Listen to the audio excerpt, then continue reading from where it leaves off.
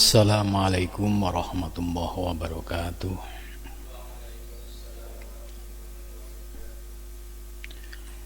Ila khadrati Nabil Mustafa Rasulillah sallallahu alaihi wasallam wa ala ikhwanihi minal anbiya wal mursalin wal awliya wasyuhada wasyalikin wal malaikatil muqarrabin, khususan musannif handal kitab Syekh Abdul Qadir Al-Jailani wa khususan man ajazani handal kitab Syekh Fadil Al-Jailani wa masayhi wa khususan asyadid wa masayhi wa khususan laumul fatihah. A'udzu billahi minasyaitonir rajim. Bismillahirrahmanirrahim. Alhamdulillahi rabbil alamin arrahmanir rahim maliki yaumiddin. Iyyaka na'budu wa iyyaka nasta'in ihdinas siratal mustaqim. Siratal ladzina an'amta 'alaihim ghairil maghdubi 'alaihim waladdallin. Amin. Bismillahirrahmanirrahim. Alhamdulillahilladzi 'allamani bi ulumil ulama'ir rasihin wa razaqani bi ulumil ulama'il muwahhidin wal muhaqqiqin wa arsadani ila tariqim mustaqim. Wassalatu wassalamu ala sayyidil wujud wal arwah nabiyyina Muhammad sallallahu alaihi wasallam alladzi jaa bisyari'ah wa tariqah wal haqiqah wal ma'rifah wa ala alihi wa sahbihi ajmain, amma ba'du. Subhanaka la ilma lana illa ma 'allamtana innaka antal alimul hakim. La haula wa la quwata illa billahil aliyyil azim. Rabbi shrah li sadri wa yassir li amri wahlul 'uqdatam min lisani yafqahu qawli, amin ya rabbal alamin. Malam ini kita akan melanjutkan kajian rutin, yaitu kitab Tafsir Al-Jailani. Kitab ini merupakan salah satu karya ulama besar, yaitu Syekh Abdul Qadir Al-Jailani, di mana manuskrip kitab ini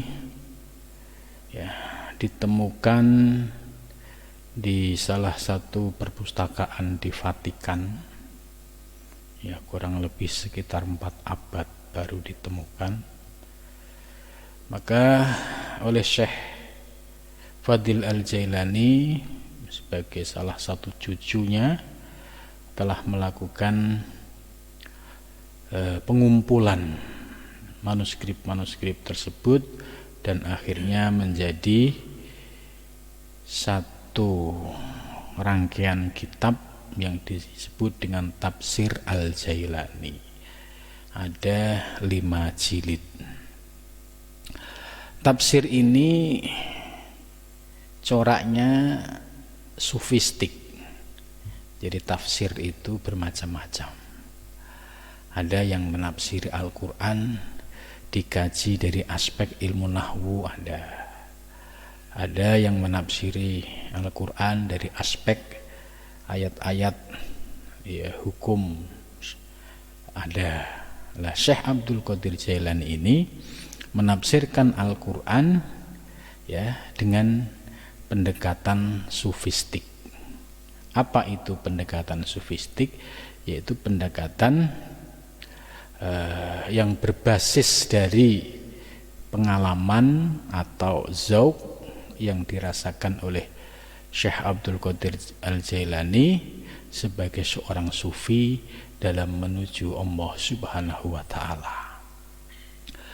Tafsir ini sangat mencerahkan, karena berbeda dengan tafsir lain seperti tafsir Ibnu Katsir, tafsir Marogi, dan tafsir-tafsir lainnya. Malam ini sudah sampai pada surat At-Taubah ayat 17-18 . A'udzu billahi minasyaitonir rajim. Bismillahirrahmanirrahim. ما كان للمشركين أن يعمروا مساجد الله شاهدين على أنفسهم بالكفر أولئك حبطت أعمالهم وفي النار هم خالدون إنما يعمر مساجد الله من آمن بالله واليوم الآخر وأقام الصلاة وآتى الزكاة ولم يخش إلا الله فعسى أولئك أن يكونوا من المهتدين. Ini satu tema. Jadi membaca tafsir Al-Quran ini ya harus paham penggalan-penggalan temanya. Maka Al-Quran itu ya kitab yang sangat unik ya. Tidak seperti kayak buku-buku misalkan judulnya kayak fikih gitu, bab toharoh yang dibahas semua bab toharoh gitu, bab tentang bersuci, bab muamalah yang dibahas semua terkait muamalah. Tapi Al-Quran ya dengan dibagi menjadi beberapa surat ya, seperti kayak yang kita bahas surat At-Taubah. Nah isinya menarik gitu, isinya macam-macam. Begitu juga Al-Baqarah. Al-Baqarah ya artinya sapi, masa judulnya kan unik nih. Ya sapi masuk di dalam Al-Quran. Ternyata di sini ada pelajaran penting, yaitu kisah ya umat Bani Israel terkait dengan persoalan sapi. Nah, umat sekarang disuruh mengambil pelajarannya. Ada apa Bani Israel dulu ya ketika dengan Nabi Musa ya misalkan terkait dengan sapi kok sampai didokumentasikan dalam satu surah. Ini menarik. Ya, ternyata sifat-sifat karakter Bani Israel yang ngeyel, pinter sih pinter, cuma ngeyel gitu. Itu yang akhirnya sulit untuk mendapatkan hidayah. Itu. Kemudian contoh lain, ya, misalkan berkaitan dengan ayat-ayat perjalanan rohani Nabi besar Muhammad SAW ya, itu didokumentasikan secara istimewa yaitu surat Al-Isra ya, subhanalladzi asra bi abdihi. Artinya bahwa perjalanan rohani yang dilakukan oleh Nabi besar Muhammad SAW itu nyata. Nah, kalau ini didokumentasikan dalam Al-Quran artinya bahwa umat-umatnya itu bisa meyakini bahwa kesempatan untuk bisa merasakan perjalanan rohani itu nyata asal ya mau melaksanakan tata cara ya sesuai dengan yang dianjurkan oleh Rasulullah Shallallahu Alaihi Wasallam. Isra ini kan perjalanan dari Mekah ke Israel. Ya, ini kalau ditempuh naik bis itu bisa ya beberapa hari itu. Zaman itu belum ada bis, ya, tapi bisa secepat kilat. Ditambah sampai ke Sidratul Muntaha. Nah, apa yang diberikan oleh Rasulullah ini diyakini oleh para sufi, dan para sufi dapat merasakan pengalaman-pengalaman sebagaimana yang telah dicontohkan oleh Rasulullah SAW. Hanya bedanya kalau Rasulullah dalam proses pengalaman rohani mendapatkan perintah sholat 5 waktu ya, yang awalnya dari 50 waktu. Sedangkan orang-orang yang generasi sekarang misalkan memperoleh pengalaman rohani itu menjadi bagian dari untuk meyakinkan bahwa pengalaman perjalanan rohani itu ada, itu nyata. Gitu. Jadi perjalanan rohani itu dimensinya bukan dimensi fisik, tapi dimensi metafisik. Ya, seperti perjumpaan dengan Rasulullah, ya, itu nyata bagi yang merasakan.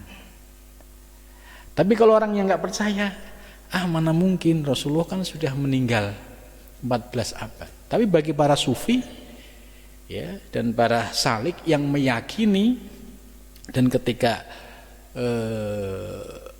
dia sudah merasakan kejernihan hati, ya, kejernihan batin, ya, itu bisa merasakan anugerah itu.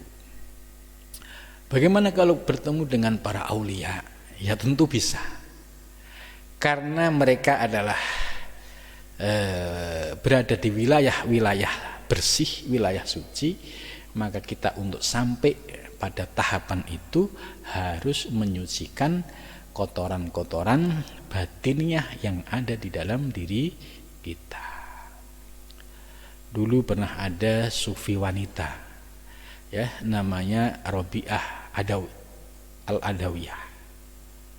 Waktu saya ke Mesir itu pernah ziarah, jadi ada makam di sana. Ya. Tapi apakah itu Rabi'ah yang dimaksud dalam sejarah itu atau tidak, saya kurang tahu. Tapi ada sebuah makam yang tulisannya seperti itu. Kisah Rabi'ah ini sangat melegenda, ya, seorang wanita yang memiliki semangat, ya, untuk menuju Allah dengan keinginan yang tinggi, ya, sampai ketika dilamar oleh seorang sufi, Hasan Basri pun menolak. Dia lebih memilih, ya, rindu kepada Allah Subhanahu wa taala. Dalam perjalanan menuju Allah, Rabi'ah menemukan ketersingkapan soal ilmu-ilmu hakikat. Ya, contoh Rabi'ah dalam sebuah kisahnya, itu sebenarnya ini kritik untuk orang-orang ahli syariat, ya, membawa ember dan membawa api. Ember ini digunakan, ember isinya air, itu digunakan untuk apa? Ya, dia ingin mengguyur neraka. Ya, neraka kan sifatnya panas. Supaya apa? Supaya neraka menjadi adem. Sebab banyak orang beribadah karena takut neraka. Jadi ini kritik orang yang melaksanakan ibadah tapi masih takut neraka, bukan takut kepada Allah. Itu. Kemudian Rabi'ah juga mengkritik orang yang beribadah tapi berharap pada surga. Padahal surga ini makhluk. Ya, surga ini ciptaan Allah. Kenapa ciptaan Allah dibuat tujuan? Maka Rabi'ah, ya, ingin membakarnya supaya tidak menjadi tujuan lagi. Itu. Nah, itu artinya kalau neraka dibakar sirna, surga dibakar sirna, supaya apa? Tujuan beribadah semata-mata karena Allah. Jadi yang dimaksud dibakar itu dibakar dalam memori pemikiran kita. Ya kan? Kita ini kan suka mau ibadah, ya, karena apa? Ya, takut neraka. Mau ibadah, pengen surga. Nah, ini bagi para sufi, niat yang seperti itu masih terhijab. Kenapa terhijab? Ya, kenapa kita tidak ingin ketemu yang punya surga dan neraka, tapi kita menjadikan ciptaannya sebagai tujuan. Nah, ini yang dikritik oleh Rabi'ah Al-Adawiyah dan juga para sufi. Ya, analognya sederhana. Kalau ada kesempatan kita bisa ketemu presiden, itu lebih istimewa dibandingkan hanya seneng main di sekitar tamannya. Gitu. Kenapa kamu asik main di taman? Ya seneng aja gitu. Padahal taman itu ada yang istimewa, yaitu sang raja atau sang presidennya. Ya begitu juga kita dalam ibadah, tujuan semata-mata harus karena Allah. Tidak boleh ada lintasan selain Allah. Ya memang bertahap, berproses, tapi paling tidak ilmu kita masuk dulu, kita paham dulu. Oh, orientasi beribadah itu harus semata-mata karena Allah. Kalau dicampuri sedikit niatan selain Allah, ini jatuhnya menjadi syirik khafi, syirik yang tersembunyi. Contoh, kelihatannya ibadah, takbirnya bagus, mantap gitu kan. Tapi yang muncul dalam lintasannya, oh di belakang saya ada atasan saya enggak ya? Gitu. Nah, itu tidak muncul, iblis ini bisikin, di belakang saya ada atasan saya enggak ya? Kalau ada tak baik-baikin. Jadi niat sholatnya sudah bukan karena Allah, ya, tapi ditarik oleh iblis dengan bisikan-bisikan tadi supaya orientasinya kepada makhluk. Ini yang disebut syirik khafi, syirik yang tersembunyi. Nah, apakah kita anak muda boleh belajar ilmu seperti ini? Ya boleh saja. Kalau sejak muda iktikad kita sudah bersih dalam beribadah kepada Allah, ini lebih istimewa dibandingkan antar aja kalau sudah tua. Ya kalau usianya sampai tua, karena kematian itu kan tidak pernah melihat usia. Tapi ketika kita sejak sadar bagaimana ibadah yang mukhlisina lahuddin, ibadah yang benar-benar tulus, ikhlas semata-mata karena Allah, sekalipun itu setitik tapi itu bersih, inilah yang akan menjadi wasilah kita untuk sampai kepada Allah Subhanahu wa taala.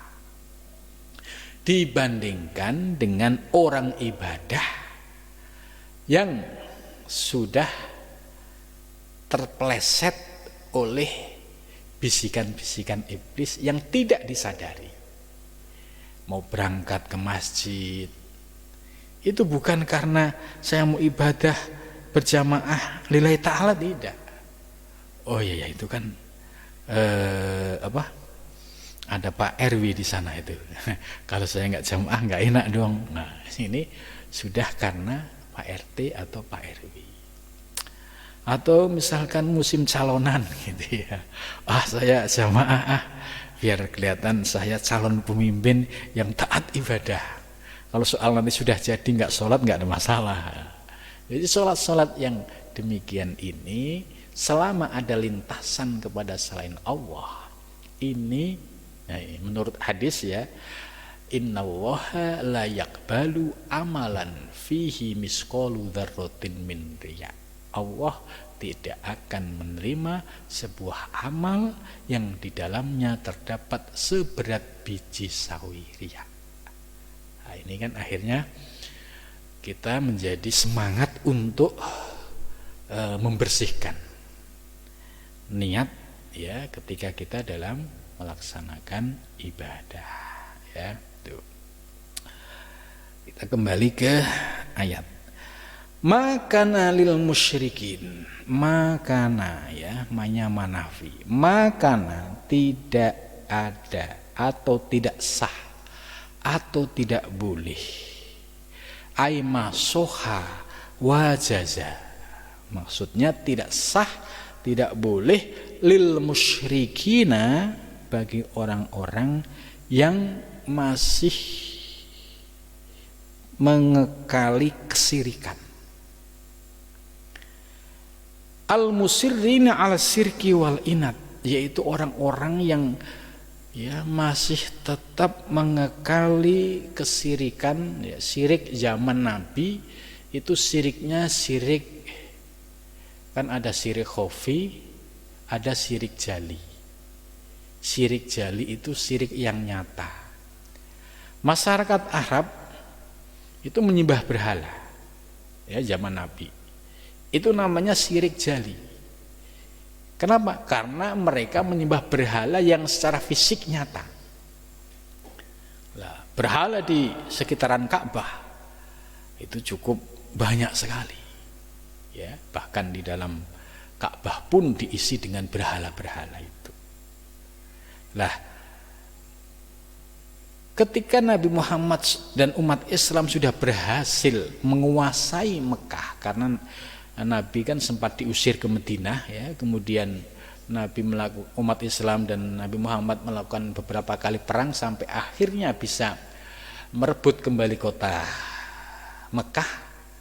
Lah, pada saat Mekah sudah dikuasai, maka tidak boleh orang-orang yang masih menyekutukan Allah ayyamuru, mereka meramaikan atau menjaga masjidallah, yaitu masjid Allah, atau yang disebut dengan Masjidil Haram.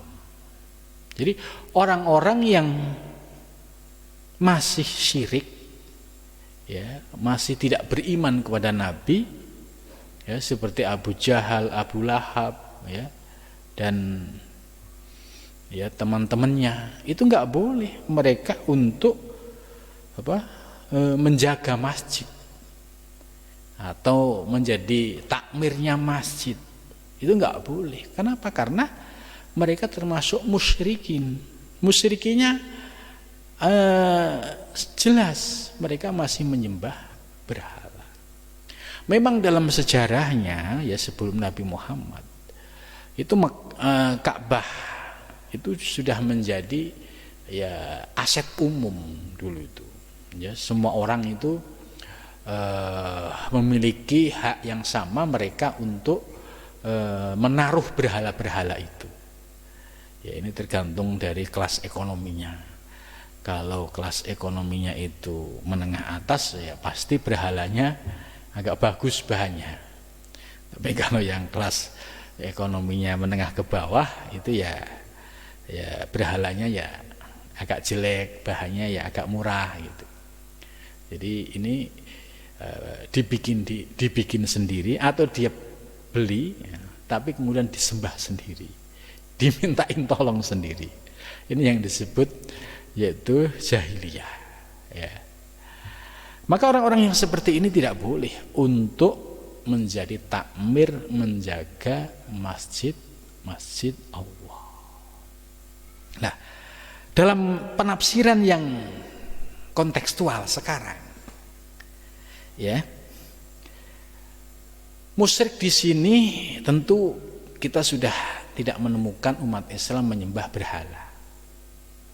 Tapi makna musyrik, orang yang menyekutukan kepada Allah, tapi dalam kriteria syirik khafi, syirik asgor, ini kira-kira masih banyak enggak umat Islam yang masih terbelenggu dengan syirik khafi? Tentu masih banyak.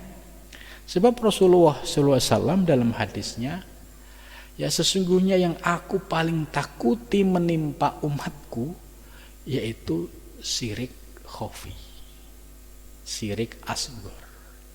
Apa itu ya Rasul, syirik khafi atau syirik asgor? Ar-riya, yaitu riya.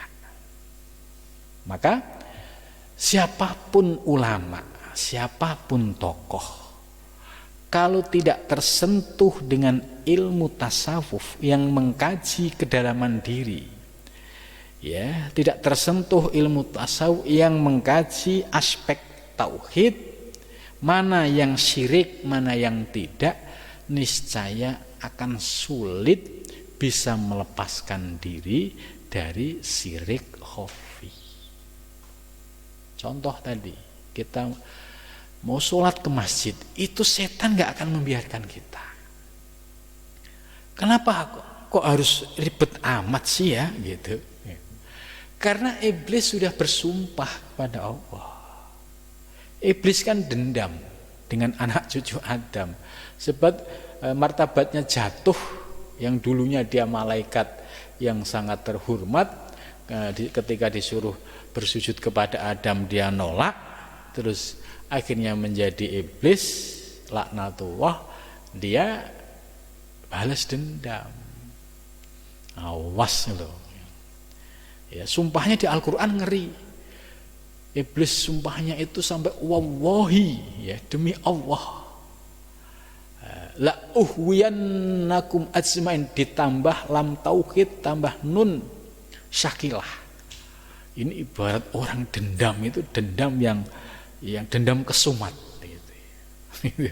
Demi Allah, sungguh aku benar, sungguh masih ada benar-benar gitu.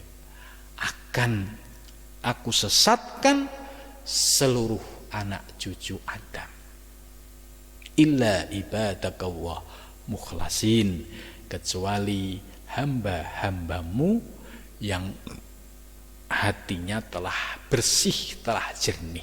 Artinya syirik khafinya sudah bisa dihilangkan. Ya, ketika syirik khafinya sudah bisa dihilangkan, maka dia sulit untuk bisa digoda oleh iblis lagi. Nah, salah satu cara untuk menghilangkan pengaruh iblis yang ada di dalam diri kita ini yaitu dengan belajar ilmu tasawuf. Ya, karena disiplin ilmu yang mengkaji soal itu ya ilmu tasawuf itu. Ilmu fikih tidak. Ilmu kalam tidak, ya kan? Ilmu filsafat juga tidak.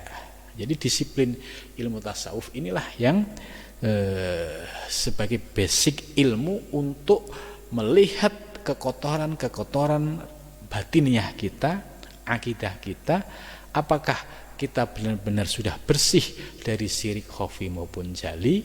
Nah, tentu hanya kita yang tahu. Maka Syekh Imam Ghazali ya di dalam Ihya-nya itu menjelaskan, aku khawatir ya terhadap orang-orang yang belum tersentuh dengan ilmu tauhid. Ilmu tauhidnya maksudnya ilmu tauhid yang mengkaji diri. Khawatir mereka nanti meninggalnya dalam keadaan su'ul khotimah. Sebab dia akan mengekali kesirikan, yaitu syirik khafi. Syirik khafi ini enggak enteng, enggak gampang cara ngilanginya. Ya sekalipun dia ulama besar, kalau dia enggak kenal ilmu tasawuf, ya dia masih terperangkap dengan syirik khafi, ya, kemana-mana ya akan selalu menampilkan riya, pamer gitu. Ya, sedekah kalau enggak dipoto enggak mau. Ya sedekah kalau namanya enggak disebut enggak mau.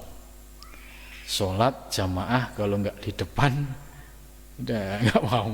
Nah, ini salah satu contoh ya macam-macam wujud syirik khafi itu. Ya, itu. Jadi ini sebagai pengenalan. Wal inati dan inat. Inat itu menentang.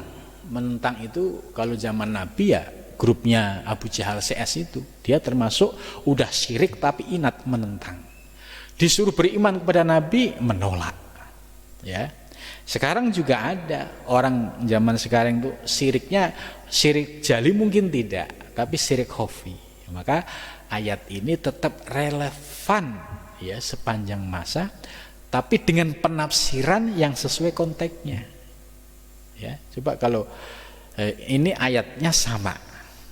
Kalau kita lihat tafsirkan dari perspektif sejarah kenabian masuk. Karena zaman itu syiriknya adalah syirik jali. Tokohnya jelas Abu Jahal, Abu Lahab, ya kan? Tapi dalam dunia modern, padahal ayat Al-Quran ini kan hudan linnas, petunjuk bagi manusia, dan sifatnya universal. Maka kita yang hidup di zaman sekarang dan yang akan datang tetap relevan. Ya, buktinya tadi kata musyrik, maknanya sudah bukan syirik jali, tapi ternyata menghilangkan syirik khafi jauh lebih berat daripada menghilangkan syirik jali. Dan ini tantangan kita di zaman sekarang. Walaupun kita sudah Islam, sudah istiqomah menjalankan sholat 5 waktu, selama kita masih terseret dengan syirik khafi, ya, syirik asgor tadi, sesuai dengan hadis, itu tidak akan diterima oleh Allah Subhanahu wa taala. Maka amalnya hanya kuantitas, kelihatannya banyak tapi kualitasnya enggak ada. Nah, bagi orang-orang yang belajar ilmu tasawuf seperti ini, dia akan menyadari, saya beramal sedikit enggak apa-apa asal ikhlas. Saya beramal sedikit nggak apa-apa, tapi asal tujuan saya semata-mata karena Allah. Ya, jadi dia sudah punya prinsip. Ya, misalkan ada jebakan-jebakan riak, dilawan tidak. Aku beribadah semata-mata karena Allah. Bismillah, la haula wala quwata illa billah. Dilawan gitu. Ya. Teman-teman pasti akan merasakan, mau berangkat ke masjid, pasti ada bisikan-bisikan, ada ditahan sebentar, tidak, bismillah, la haula wala quwata illa billah. Artinya memohon perlindungan kepada Allah supaya diberi kekuatan, dijauhkan dari bisikan-bisikan iblis tadi, ya. Jadi ayya'muru masajidallah, ya, yaitu orang-orang musyrik itu tidak layak, tidak boleh untuk mengurus masjid Allah, mengurus masjid Allah. Masjid itu apa? Kan masjid itu sebagai baitullah, rumah Allah. Kalau rumah Allah itu ya harus suci lahir batin. Itu. Nah, ini mengurus rumah Allah, tapi di dalam akidahnya dipenuhi dengan kesyirikan. Gitu. Ya, berarti dengan kata lain, kalau menjadi takmir masjid, ya, itu hatinya juga harus bersih, karena yang dijaga, yang dirawat ini masjid, baitullah, rumah Allah. Jangan sampai banyak kotoran-kotoran. Apa kotoran-kotorannya? Yaitu sampah-sampah kedengkian, ya, sampah-sampah kebencian, ya, gitu. Orang ceramah di masjid, pidato di masjid, khotbah di masjid, yang disampaikan kebencian, ini sama saja mengotori masjid atau memprovokasi orang lain. Ini juga sama saja mengkotori masjid. Itu. Lah, hal-hal semacam ini yang harus disadari oleh seorang takmir, ya. Itu. Syahidina ala anfusihim bil kufri, syahidina, ya. Jadi ayya'mur masajidallah ini dijelaskan oleh Syekh Abdul Qadir Al-Jailani, al-mu'iddatu li ahlil iman. Masjid itu disediakan untuk orang-orang yang ahli iman. Untuk apa? Liya'budu, supaya mereka beribadah. Fiha, di dalam masjid, hatta yatahaqqaqu, sehingga tumbuh keyakinan. Ya. Bimaqamil ma'rifati, dengan makom ma'rifah. Wat tauhidi, dan tauhid. Ya, ini menarik ini. Jadi masjid ini oleh Syekh Abdul Qadir Jailani ini disediakan untuk orang-orang yang beriman. Ya, tujuannya supaya orang-orang beriman ini bisa beribadah di dalam masjid sampai muncul tahqiq keyakinan. Ya. Yakin dengan apa? Bimakomil ma'rifah. Apa itu makom ma'rifah? Makom ma'rifah itu makom mengenal ketuhanan. Jadi kalau orang sholat di masjid itu targetnya sampai tumbuh keyakinan pada makom ma'rifah. Loh kenapa? Kok harus seperti itu? Karena di dalam makalah lain, la tasihul ibadah, tidak sah sebuah ibadah illa bima'rifatil ma'bud, kecuali mengenal siapa yang disembah. Nah ini. Jadi la tasihul ibadah, ibadah ini tidak sah, tidak sempurna ya sebelum dia mengenal siapa yang disembah. Inilah yang disebut makom ma'rifah. Contohnya misalkan Allahu Akbar, ya ada satu baris, yang satu ya orang awam lah, yang satu ulama tapi ulama fikih, yang satu ulama tapi ulama yang ilmunya sudah komplit ya. Fikih menguasai, tasawuf menguasai, thariqah menguasai ya. Di antara tiga orang ini ketika takbir sama-sama Allahu Akbar. Yang pertama yang awam tadi Allahu Akbar, ya pasti pikirannya ya ingat apa masalah yang dihadapi. Misalkan dia tadi sebelum sholat itu ribut sama istrinya, ya ketika sholat ini mesti muncul itu. Terus yang kedua, ya orang yang ilmunya hanya fikih tok, Allahu Akbar gitu kan, takbir, karena ilmunya sebatas fikih, sementara ya di dalam fikih itu tidak diajarkan mengenal Allah. Ketika Allahu Akbar yang diingat apa? Tulisan kaligrafi Arab. Allah, waduh, sambil membayangkan kelihatannya sih sambil kayak serius gitu.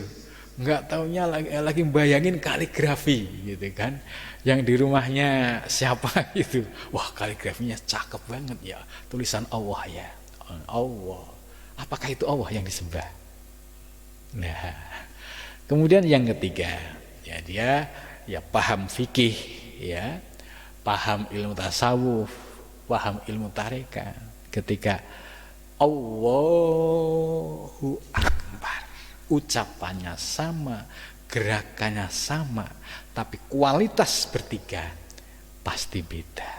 Karena yang terakhir ini ya dia sudah berproses ya dengan ilmu yakin, ainul yakin sampai hakul yakin. Dia sudah mengenal siapa yang disembah. Ya, dia sudah ngerti Allahu Akbar. Allah Maha Besar. Paling tidak dia sudah menyadari betul yang besar hanya Allah. Selain Allah kecil. Ya. Yang besar hanya Allah. Kesadaran yang besar hanya Allah ini penting. Supaya keakuan, keegoan bisa runtuh. Orang yang merasa kaya, sombong dengan kekayaannya, ketika Allahu Akbar malu, ternyata yang maha besar, maha kaya hanya Allah. Orang yang sombong dengan jabatannya, kedudukannya, ya, ketika takbir Allahu Akbar malu, karena dia nggak ada apa-apanya. Ya, dengan takbir yang dipahami secara substansi ini mampu meruntuhkan ego-ego dan keakuan. Maka pada saat muncul kesadaran bahwa oh ya ternyata saya ini hamba yang hina, hamba yang tidak punya daya, hamba yang artinya nggak ada yang kita banggakan. Gitu. Nah, ketika dia posisinya sudah muncul rasa dhillah, merasa hina, dan iftikor, merasa butuh kepada Allah Subhanahu wa taala. Ya, di saat itulah dia sudah mulai diberikan anugerah mengenal siapa dirinya dan siapa Tuhannya. Nah, itu ini ternyata panjang ya penjelasannya itu. Nah, maka orang-orang yang ini menarik. Hatta yatahqu bimaklum ma'rifah ini menarik. Jadi orang yang sholat di masjid itu targetnya harus sampai pada makom ma'rifah. Jangan sekedar sholat ke masjid hanya sebatas rutinitas. Supaya ada progres sampai ma'rifah, ilmunya juga harus diupdate. Coba, kalau ngajinya hanya dengan ustadz itu saja, diajarin ilmu fikih aja, atau malas belajar nyarinya di Google gitu kan, ketemu ustadz yang dikit-dikit bid'ah lagi, bisa repot lagi ini. Nah, ini jadi harus cari guru yang paham betul ilmu yang berkaitan dengan batiniah.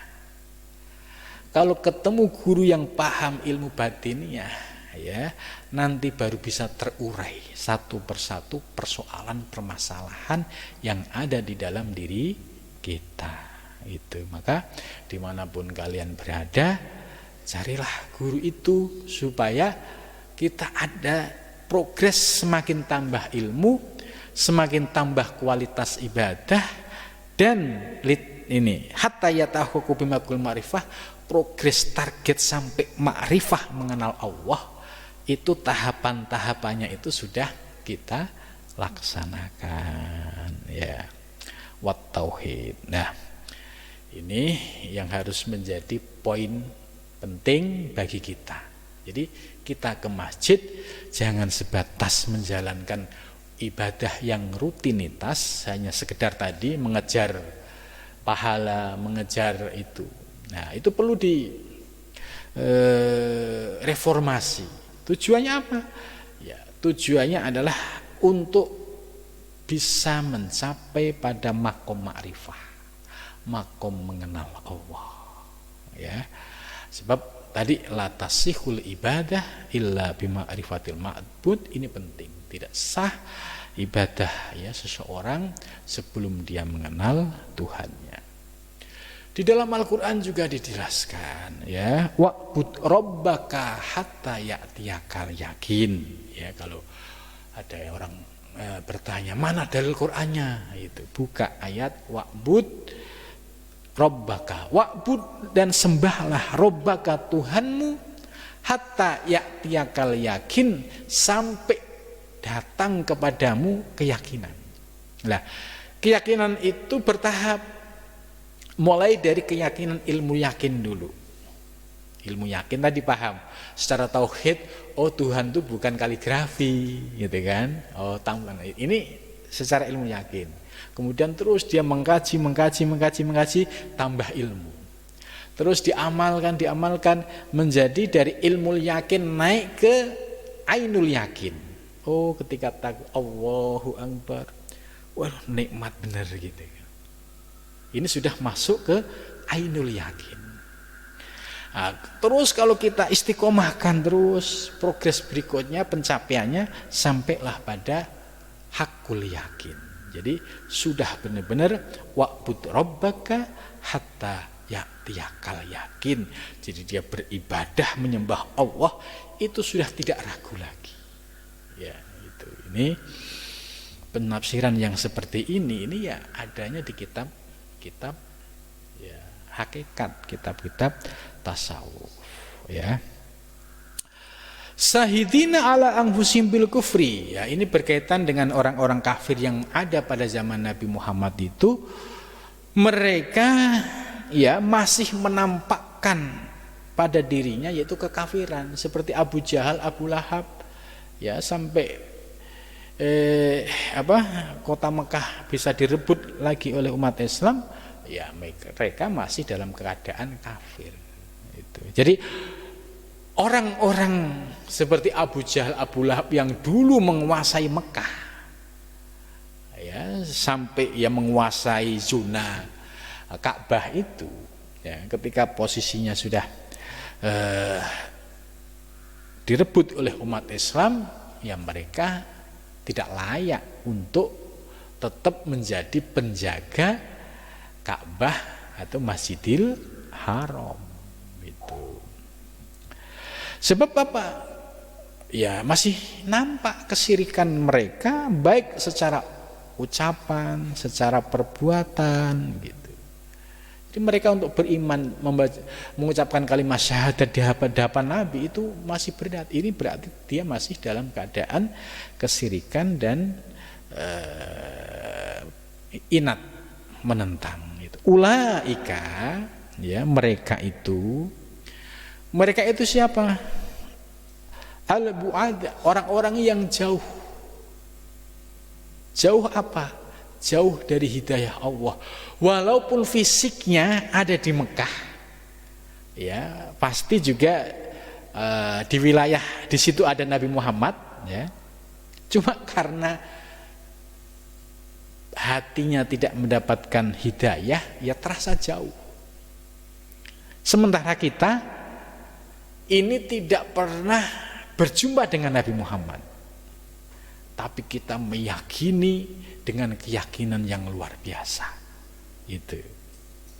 Maka Rasulullah SAW, ya, dalam sebuah hadis itu beliau sangat terpesona dengan umat-umat nanti yang akan datang. Mereka tidak pernah ketemu, tapi mereka mencintai, ya, mereka taat dengan apapun yang diperintahkan oleh Nabi Muhammad SAW. Nah, ini yang menjadi terpesonanya Nabi terhadap umat-umat terdahulu.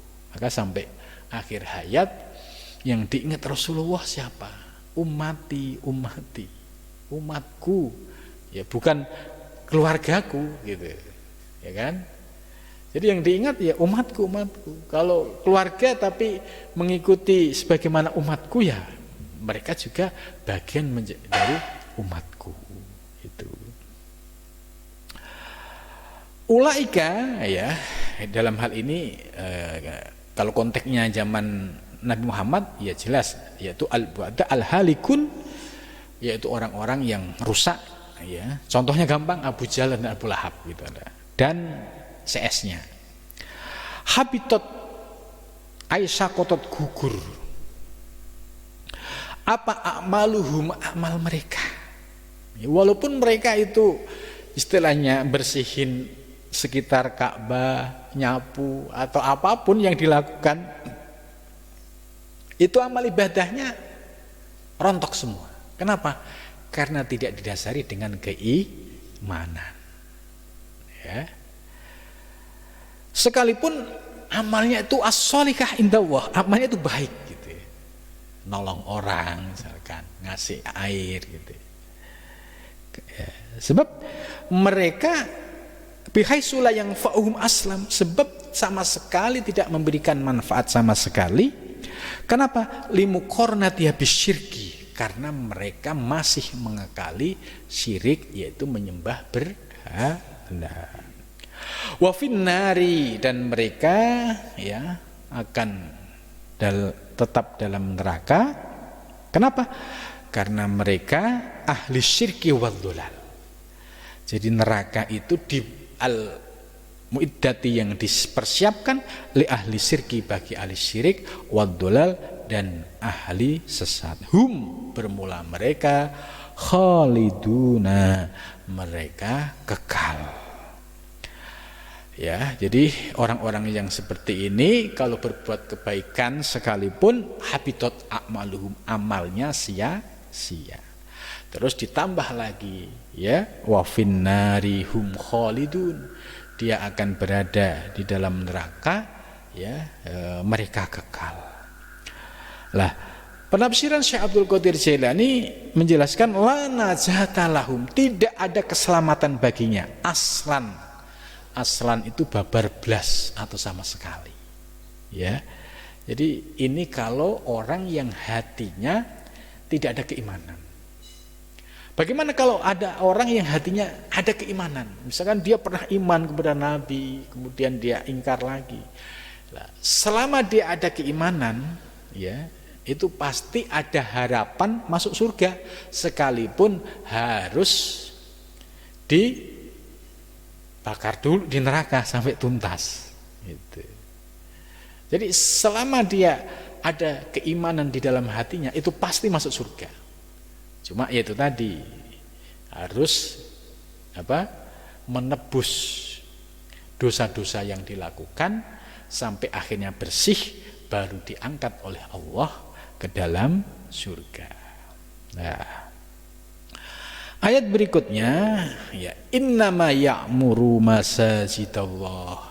Innama ya'muru, sesungguhnya yang akan meramaikan atau yang akan mengurus, ya'muru ya, yang akan menjadi takmir masajidallahi, masjid-masjid Allah, masjid-masjid Allah yang digunakan, yang disediakan untuk ibadah, wa tawajjuh nahwal haqqi, dan untuk menghadap Allah Subhanahu wa taala, wal munajat ma'ahu, dan digunakan untuk munajat ya beserta Allah itu. Jadi kadangkala ini kan orang banyak masalah. Terus ketika banyak masalah, sudah ngadu ke sana kemari, enggak ada solusi. Muncul kesadaran, datang ke masjid, wudu, kemudian sholat, bermunajat, ya Allah saya ridho, ampunilah ya Allah dosa-dosa hamba, barangkali ada dosa yang belum Engkau maafkan ya Allah. Ini namanya munajat seorang hamba dalam ingin diampuni dosa-dosanya. Nah, itu boleh dilakukan di masjid. Orang-orang yang meramaikan masjid yaitu man amanah, man yaitu orang. Ya, man ini isim mausul yang sifatnya umum. Tapi silah mausul amanah, yaitu yang beriman. Kalau yang tidak beriman berarti tidak memasuki kriteria. Misalkan dia kaya raya tapi tidak beriman, ya nggak masuk. Itu. Billahi, kepada Allah. Jadi syaratnya orang yang mengurus masjid yaitu orang-orang yang di dalam hatinya ada iman kepada Allah Subhanahu wa taala. Nah, iman kepada Allah ini oleh Syekh Abdul Qadir Jailani dijelaskan wa tahaqqaqa bi martabatil yakin, sampai keimanannya itu mencapai pada martabat yakin. Kan orang beriman itu melampaui logika. Ya.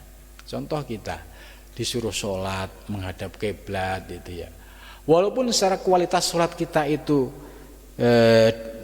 kalau ukurannya kaedahnya sufi kita belum ada apa-apanya, tapi sholat yang kita lakukan itu sebagai wujud ekspresi keimanan kita. Tidak mungkin kita mau melaksanakan sholat kalau nggak ada keimanan. Gitu. Harus wudu dulu, harus menghadap kiblat, harus nutup aurat, gitu kan. Ini kalau nggak ada keimanan, nggak mungkin kita bisa melakukan itu. Ya. Maka berproses dari ilmu yakin ini bimartabatil yakin al ilmi, ya, berawal dari martabat ilmu yakin, ya, fi tauhidihi, di dalam tauhidnya, wal yaumil akhiri, dan beriman pada hari akhir, ya. Hari akhir kapan kita nggak tahu, tapi sebagai orang muslim kita beriman hari kiamat pasti ada, gitu, ya. Kapan? Ya, kita serahkan kepada Allah. Kita sebagai orang Islam ya disuruh beriman, yang beriman. Kenapa kita bisa beriman enteng? Karena mendapatkan hidayah. Coba kalau ketemu orang yang nggak mendapat iman, ya, ditentang.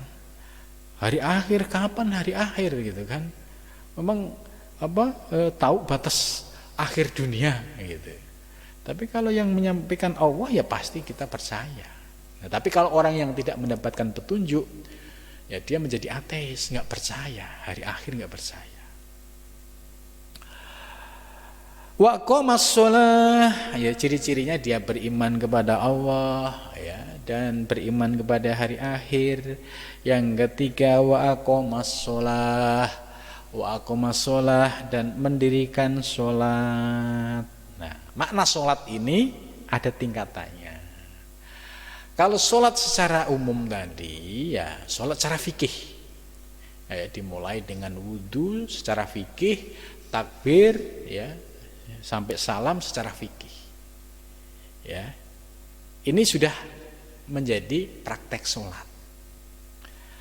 Tapi para sufi tidak sebatas memaknai sholat sebatas gerakan-gerakan dalam aturan fikih, tidak. Tapi isinya, dalemannya diisi dengan ilmu tasawuf, ilmu tauhid. Gitu. Gerakannya sama, istilahnya wadahnya sama menggunakan dasar ilmu fikih, tapi dalemannya itu diisi dengan ilmu tasawuf dan ilmu tauhid. Maka sholatnya tetap sholat secara fikih, Allahu Akbar. Tadi saya contohkan 3 orang pasti kualitasnya beda, ya. Maka kualitas orang yang ketiga tadi ini adamal maili, sholatnya itu sudah langgeng, condong, warruju nahwal haqi, hatinya itu sudah condong, sudah menghadap Allah Subhanahu wa taala. Jadi ketika dia sholat itu benar-benar memiliki kesadaran ingat kepada Allah. Ketika sholat dia ingat, tentunya ada efek, yaitu di luar sholat juga harus ingat kepada Allah Subhanahu wa ta'ala. Nah, di dalam sholat kita punya kesadaran diawasi oleh Allah. Targetnya kan sesuai dengan konsep ihsan. Anta budallah ka'annaka tarahu. Ini yang ideal. Beribadalah kepada Allah seolah-olah menyaksikan. Kalau menyaksikan versi yang fikih tadi salah. Menyaksikan di sini adalah versi orang-orang ahli tasawuf, ahli hakikat. Nah, ini yang didasari dengan ilmu. Itu anta budawah ka'annaka taroh, beribadalah pada Allah seolah-olah menyaksikannya. Kalau ini nggak bisa, wa ilam takun taroh fa innahu yaro. Kalau yang pertama yang ideal ini nggak bisa, ambil yang kedua, yakini bahwa sholatmu itu diawasi oleh Allah. Nah, ketika dia sholat sudah merasa diawasi, tentu ketika di luar sholat juga akan merasa diawasi oleh Allah. Maka sholatnya orang yang mulai berlatih khusyuk, ya, itu akan ada efek di luar sholat.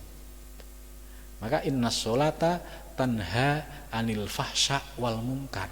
Sesungguhnya sholat itu dapat mencegah dari perbuatan keji dan mungkar. Coba ayat ini dianalisa.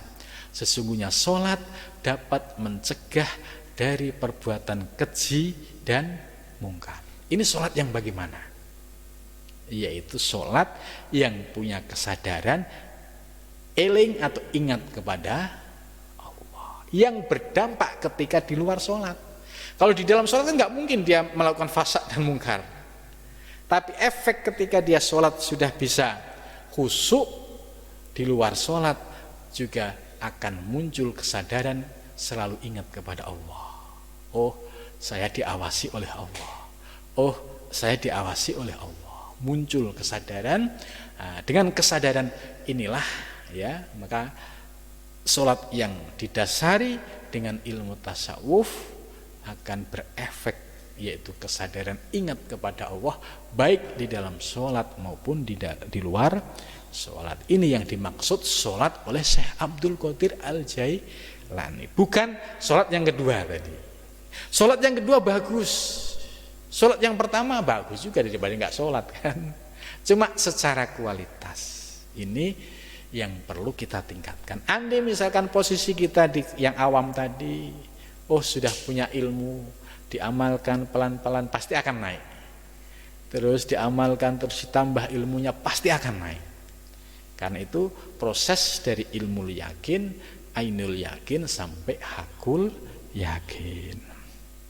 Nah, wa atas zakah, dan ciri-ciri berikutnya yaitu membayar zakat. Ya, zakat ada zakat fitrah, ada zakat mal. Zakat fitrah ada aturannya ketika setelah selesai melaksanakan puasa Ramadan. Zakat mal ada aturannya, harus memenuhi haul, waktu tempo setahun, ada nisabnya ya. Terus ada bagian-bagian yang memang harus dizakati. Wa tathhiron, dan zakat itu juga bisa untuk menyucikan linafsiha, bagi dirinya. Jadi orang-orang yang sudah memiliki rezeki, yang sudah memenuhi nisab dan haul, ya, kalau dikeluarkan zakatnya itu hartanya bersih. Tapi kalau sampai tidak dikeluarkan, ini berarti ada penyakit. Suatu saat ya ini akan ditarik oleh Allah. Maka pada saat dibersihkan oleh Allah ya bisa hilang semuanya. Itu. Maka ini ya kalau kita sudah ngerti ilmunya, diingat-ingat. Ya. Jangan sampai kita enggak zakat biasa aja. Ini namanya istidrat. Ya, kalau dibiarkan Allah sampai meninggal dunia lebih menyesal lagi. Lebih baik kita diingatkan oleh Allah, ya, ketika masih hidup supaya kita bisa muhasabah, memperbaiki diri. Gitu. Jadi penting sekali ini. Fungsi zakat adalah tathhirun linafsiha, membersihkan kotoran-kotoran yang ada di dalam diri kita. Supaya apa? Supaya kita tidak menjadi pribadi yang pelit. Kalau orang yang enteng mengeluarkan zakat itu apa? Karena tidak merasa menguasai harta yang ada pada dirinya. Merasa harta ini milik Allah, titipan Allah. Allah memerintah harus dikeluarkan, ya dikeluarkan. Harus infak, kalau infak beda lagi. Infak itu ya sifatnya bebas, dia bisa kapan saja dan bisa nilainya seikhlasnya, itu infak. Tapi kalau zakat ada aturan mainnya. Ya, jadi hatinya bersih, tidak ada rasa mencintai, tidak ada rasa pelit, ya. Dan ketika suatu saat misalkan ditarik oleh Allah, juga tidak mengalami sebuah proses penderitaan. Sebab kalau orang yang di dalam dirinya ada bakhil, itu ketika ditarik oleh Allah, itu pedihnya luar biasa. Itu. Maka kita mulai belajar sedikit-sedikit harta milik Allah. Ya, cukup hati kita ini yang khusus untuk Allah, harta sebatas di tangan, harta sebatas amanah. Jangan berlebihan merasa memiliki, menguasai. Sebab kalau yang pemilik sejati mengambil, repot semua gitu. Ya itu. Jadi ini yang harus dijadikan sebagai prinsip dasar kalau suatu saat kita berusaha usaha sukses, jangan lupa zakat infak. Kalau harta kita pengen bersih, sebab kalau harta kita bersih itu tentrem, nyaman, ya, dikeluargaan adem. Itu. Ini kalau harta yang bersih dari kotoran-kotoran tadi. Anil alaik al-walaki walam yahsa ilallah. Ini ciri-ciri berikutnya. Orang yang layak untuk menjadi mengelola tempat-tempat yang menjadi ibadah kepada Allah, ya, harus tidak ada ketakutan kecuali Allah.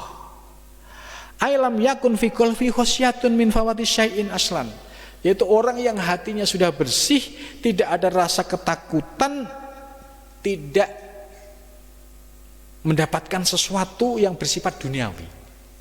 Jadi hatinya itu sudah ta'aluk, sudah mesra kepada Allah.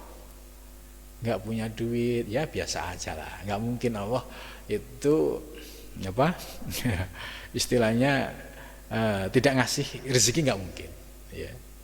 Pasti dikasih rezeki, ya, jangankan kita, wong makhluk hewan itu aja dicukupin oleh Allah semua.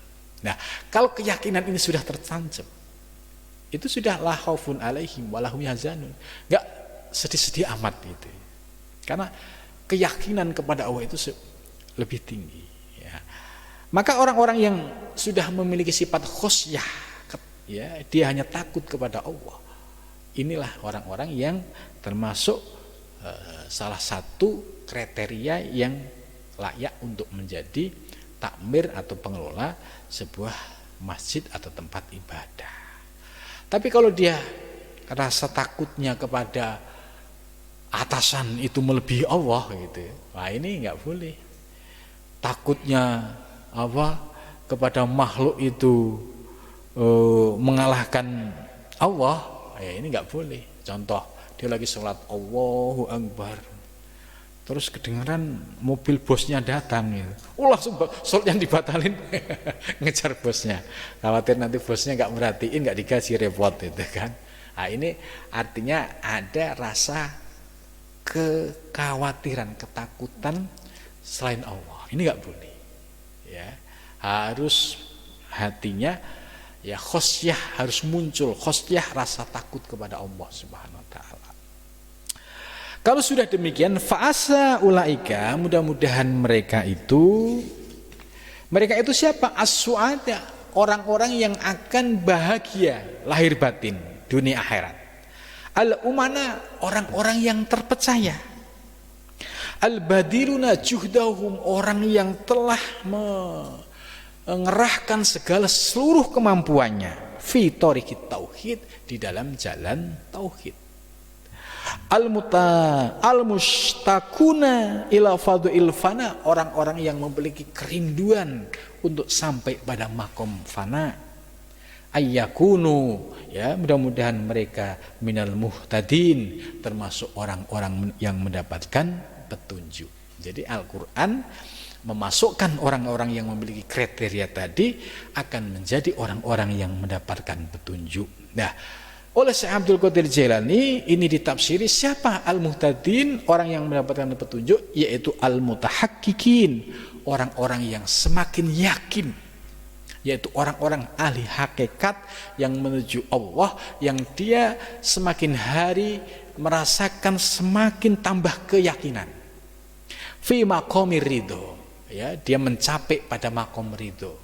Apapun yang ditetapkan oleh Allah, ridho, senang. Wa taslim, dan dia pasrah kepada Allah. Wa in wafaku bil ikhlas min indihi, dan dia juga sudah memiliki basic keikhlasan di dalam dirinya. Jadi bisa ridho, bisa taslim, bisa ikhlas. Ini ciri orang yang termasuk orang yang muhtadin. Mudah-mudahan kita semua termasuk memiliki kriteria yang disebutkan di atas, dan mudah-mudahan hati kita dipenuhi dengan maqamur ridho, taslim, dan ikhlas. Amin ya rabbal alamin. Ya, mudah-mudahan pengajian malam ini bermanfaat. Wal muwaffiq la tariq. Assalamualaikum warahmatullahi wabarakatuh.